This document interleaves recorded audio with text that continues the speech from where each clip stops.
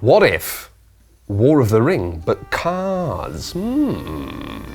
War of the Ring, the card game, designed by Ian Brody and kindly provided by Ares Games, is a card game for 2 to 4 players in which you will be fighting battles over castles and walls and bridges and rocks. But meanwhile, you'll also have to support or irritate the ongoing adventures of little sweet Bobber boy, Frodo Baggins. All of that with just these cards? Yeah, that's games. Winning these battles will earn you points, and while the goody characters just want to survive their journey across Middle-earth, each horrible step at a time, as the baddie, you are really trying to make sure that you're going to ruin that little boy's life. You win by either having more points after the 9th final round is complete, or if at any stage one team has 10 points more than the other one, which is kind of a concrete formalization of a house rule I tend to have in anything I play of the game ends whenever anybody's just had enough. I won't teach you the whole game because I'm not your mother, but effectively you have a hand of cards and you're going to play them to these 2 locations where icons on the cards dictate the power they'll offer in defending or harassing Team Gandalf on their road trip, or in the 2 different flavors of doing war. Swords for girls, shields for boys. For each battle, the 2 teams will take it in turns to be an offense or defense, and you can also just play cards to the reserve, where characters can encourage your efforts from the sidelines and armies can sit and wait until you sub them in. Is this football? But the horrible core warbling away at the center of this game's design is that every time you play a card, you also have to cycle a card, putting it away into a discard pile. But that's fine, because at the start of each round, both of the teams or each player gets between 4 to 6 cards. That's not many cards. That's not very many cards. Hello, yes, your ears do not deceive you. I did say teams. Just like in the original full-fat War of the Ring, there are internal factions, but it's still basically blue plastic versus red plastic, even though in this edition of the game, the plastic only exists inside of your mind. Lord of the Rings, War of the Ring, not a card game, just a normal board game edition. Well, that was a messy, asymmetric hunk of a game that was too fiddly, too big. And the first time I played it, I honestly thought that I might hate it. And yet it burrowed, attaching itself firmly to my heart like a piece of jewelry that I didn't want to get rid of.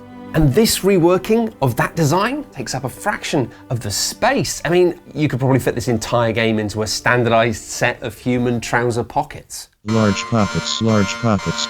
Can something so minimal truly reflect the full glory of the king? Or will it be like when you're playing GameCube in the bath and you set up a series of mirrors and you've got a Wavebird controller, and it is a clear reflection, but it's very small. I'm honestly not sure that this was worth all that time and effort.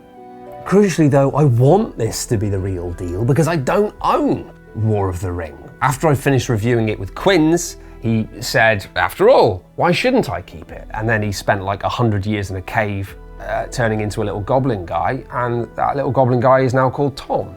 Spoilers. But I don't have it, is the thing.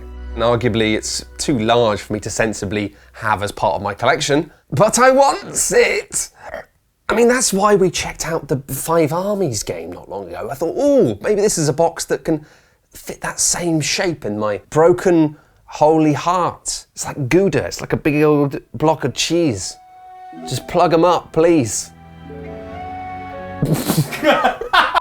And I say all of this while still feeling that there's perhaps a slight ugliness at the heart of games collecting within our hobby. That was some B-roll of Tom's board game collection, not mine, because I currently don't have a permanent house and I'm not negging Tom. Sorry, Tom. That's so rude. It's rude, isn't it? Yeah. At times I wonder if we're trying too hard to boil down this joyously collective social hobby into something that we can individually, definitively own. Like, not everyone can own every board game for various different reasons. And I think that that's sort of wonderful. There's a texture to that, of seeing other people's collections and having little moments of sparkle and surprise and pop. Oh, you've got this! That's cool. And it does mean that, yeah, if you really want to play something and it's not available, you just have to find someone else who's got it and ask if you can play it with them. And I think that's beautiful. But also, on the other hand, I want it! So here we are, War of the Ring, the card game. Can this replace in my heart this gigantic experience? Can this little set of cards do that for me? Could it be? Is this the Sean Beans in my burrito of needs? Well, no. I mean, it doesn't even have any plastic horses. And yet, ooh, maybe. This honestly is something a little bit tasty. Each player manages a hand of cards that represent events or factions or characters in the conflict. And in the quick start, let's go 2-player variant, you smush up all the cards into red and blue mega decks and have a ton more control over everything you do. But in the 3-player or 4-player variants, you're going to be splitting up these decks into separate factions, giving each player their own set of unique problems. You're mostly going to fixate on the problems. Now, if you're Sir Kenneth McBigbrain, you can also do this with just 2 players, treating each faction as individual and managing 2 hands of cards in isolation. Although that does raise some questions about the rule in the manual about not showing your cards to other players and all table talk being open. Presumably you either have to be a constant stream of consciousness whilst playing, or between rounds just hitting yourself in the head with a large cartoon hammer. And the asymmetry here is tasty, but that's something we're going to return to a little bit later. Yes, not right now. I will be back though, and I will return with horses. So, right, obviously we don't have this great big map to explore and roam around, but we do have this deck of numbered cards, which form something that I'm going to coin a geographical adventure tube. And that's almost a map. Each round you'll randomly select one of 3 locations, with the earlier rounds feeling more Hobbit holiday, or worst case scenario, remember that weird night at the pub? While as the game progresses, things get gradually rockier until you really are on the precipice of the big hot bin. In full-fat table swamping War of the Ring, you had a whole hidden movement element running alongside the traditional Orcs on a Map wargame, giving you 2 distinct win conditions that pushed and pulled against each other in a really pleasing way that left plenty of space for bluffing and feints. Now there's none of that here, but we do still have a division between the 2 types of areas. As I mentioned earlier, if you don't look after the Fellowship on their little journey, then the evil team really is going to have a big old points party. And while the alternating blue and red decks of these battle locations doesn't offer the pomp and drama of a big table battlefield wargame, it does still leave you feeling constantly having to prioritize one side of the game over the other. A lot of cards have multiple uses, and some uses are just straight up better than others. The Nazgul are great for attacking the Fellowship, but they might serve you better as a lingering threat. Each has an ability that can be triggered from the reserve, with doing so cycling that card, rather than straight up removing it. That threat on the horizon, well, it's gone. For now. A Hobbit is useless in a battle, just pointless. But when eliminated by evil forces on the path, well, actually, no, they weren't. They're fine. They're just fine. Hobbits won't die. Saruman just lingering around, hanging about, is so powerful. And with the right combination of cards and planning, he can crash into battle, disappear, then come back again into another fight, and then he's dead, but then he's not. He's back because he had a special cloak. But sometimes you'll just send him into a fight because you've got nothing else to do, and he's dead, but I guess he stopped that elf. And I've talked quite a lot about when cards get cycled, but as you've probably started to work out by now, that's tactically quite useful. Just put it in my little temporary bin. It'll come back for me later. And sometimes you really want to play that last card in hand, but you don't have another card to cycle. Well, you can, but you have to forsake a card in order to play, either from your reserves or just by randomly losing one off the top of your deck. And it's this ceaseless chiseling away at your options that carves out that War of the Ring magic.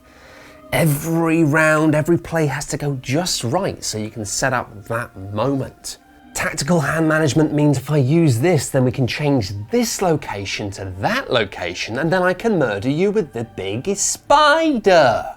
And meanwhile, the rest of your opportunities and options are just slowly fizzling away. You find the magical weapon for the hero that, I think he died actually a few months ago. But with this card, there's a chance I might be able to swing things back around.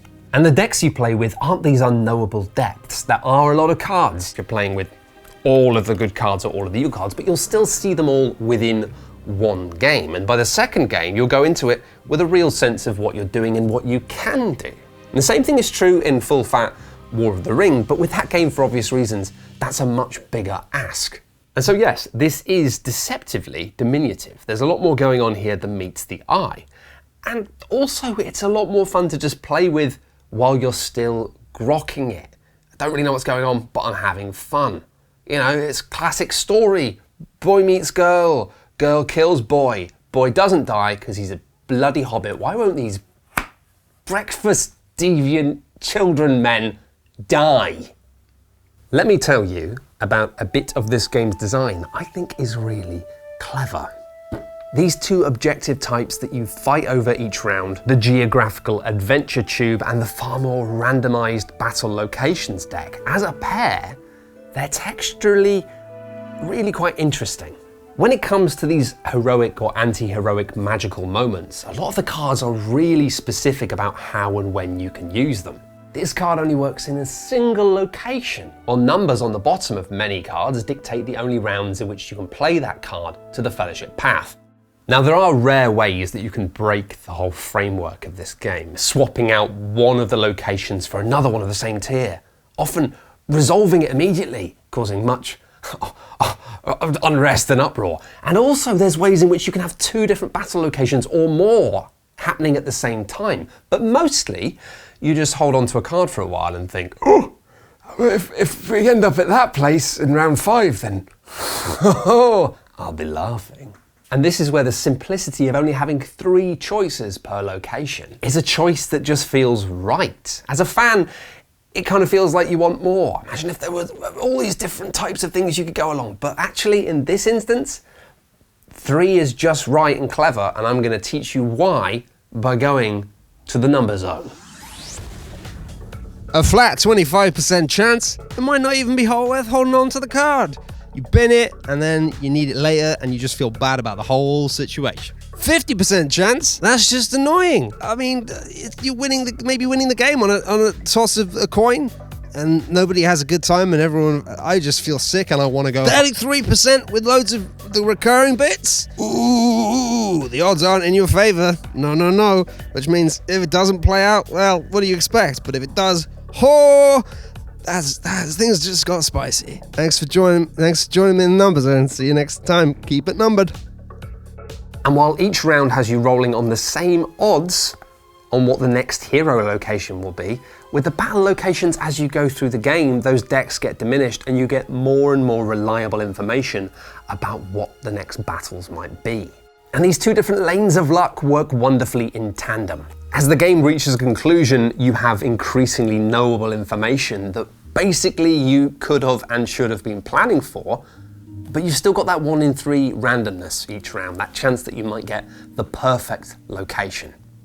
And again, this wouldn't work if the game wasn't so brutal about making you choose cards. Each and every card you play requires that a second different one gets cycled, and that's fine, because maybe that card will come back again, but maybe it won't.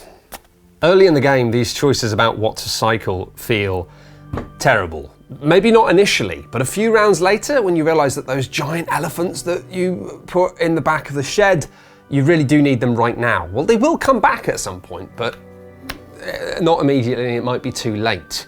And this decision space gets sharpened into a point as the game progresses. Those orc-flavoured army cards you've been hoarding? Well, looking through the battlefields remaining, there's a 2 in 3 chance that they'll be useful next round. These bad lads, though? Nah, that window's closed.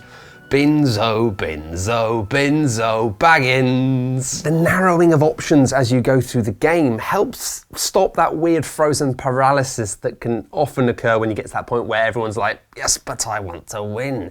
But more importantly, it shows that this is a really good strategy game. How things pan out at the end of the game is all to do with how well you've aligned your plans and played things as well as you can to set yourself up for the finale. And sometimes you've done all the work, and luck's not on your side and it all goes horribly wrong anyway. That's life. And when talking about the shape of a game, I mean the way things feel at the start and the end and in the middle. And in a lot of great game designs, we do see this funneling off, because in games, you do things exponentially. In the first round, you've got 3 sheep. By the end, you've got 6,000. You're going to need to ensure that players have a lot fewer things they can do with sheep at that point in the game. Mostly games aren't even wrapping themselves up into a neat final point. They're just trying to maintain a consistent form while the game's designs push out, threatening to explode into some sort of infinite jelly. And I mean, that's the fun of games, is brushing up against the edges of these possibilities, pushing at the walls of silliness that's just outside. But the shape of War of the Ring, like a lot of other war games, felt very different. It wasn't this kind of smooth line. It was lumpy. And the shape of this card game is outright lumpy too. And that means that, yeah, you're not having a smooth experience. Some rounds you will just be incredibly powerful, people will fear you. Other rounds, sorry, I got nothing. It's just not a great time for the orcs right now. This ebb and flow feels really notable in the full-fat team game 4-player variant. This give and take, feeling useless and powerful, or preparing for next round, it keeps the drama of the game pumping and feeling juicy. And it also allows for the narrative of the source material to spike its way through, out of the game, into your minds as players. Initially, it just feels like there's a certain coldness to seeing a few numbers printed on a Nazgul's bottom, but then it dawns on you. Of course they can't do anything useful in the middle of the game. Or the Hobbit's gone into a big bloody cave. And that constant thinning down of options allows familiar stories to emerge. I'm sorry, these armies can't be here to help you at this current time. Please leave a message after the dwarf. Gandalf was defeated, but then... Oh, he never came back. I was sure he was going to come back. This obviously doesn't have the, oh my gosh, I need to play this energy of the biggest table you've ever seen transformed into the biggest map. But it is amazing the extent to which they have squidged the soul of that game into this much smaller package. And it doesn't scratch the same itch for me, unfortunately. It doesn't replace my strange internal desire to own the original, but I can easily recommend it. If you, like me, are a big fan of those bloody rings. Honestly, I think the Hobbits could save an awful lot of time if they just called the giant eagles, eaten them, and then sold the ring on Etsy. Right? But hey, can we please just have a pause and a small amount of gentleman's applause? A gentleman's applause. I said gentleman's applause. Very good. It's a cooperative team-based card game. Team-based games are really cool. There aren't enough of them. And this is an asymmetric team game. And it's neat. I really like that. And that's why it gets the official Gentleman's Applause Award from... No! But maybe you don't want this, or you can't get this for reasons we illustrated earlier. We've got a collective problem, haven't we? We're all just weirdos. Here are some alternative things I want to mention. Etin. Now, this game wasn't as good as I wanted it to be. It's a team-based card battler that was almost brilliant. If you're playing with the most complicated decks, you do some really wacky stuff in terms of passing cards between players and having these factions intermingle, but a lot of the basic, easy factions are a bit boring, so close to being an absolute gem. It's worth a look, and I want more in that vein, please. Whoever made that, I know who made that, but I've said the line now. Next shot. Star Wars Rebellion. I don't like this game. We didn't really like this game, but people love it, and if you do play it multiple times, you get a sense of the shape of it in the same way it's true of this game. Listen, I'm just putting it out there because everyone's always like, what about Star Wars Rebellion? And they love it, so maybe you'll love it too. Fill your boots. Finally, a special mention for something we reviewed really recently, a head-to-head team game called Guards of Atlantis 2. We didn't like it that much. We thought it was good, but not amazing. But hey, again, lots of people loved it. Check out the video. It might be your flavor of sauce. And that's it. Thank you for watching. I've got to go now, unfortunately. That's right, it's time to pack all of this up because I have to get back to being a constant part of Tom's board game collection.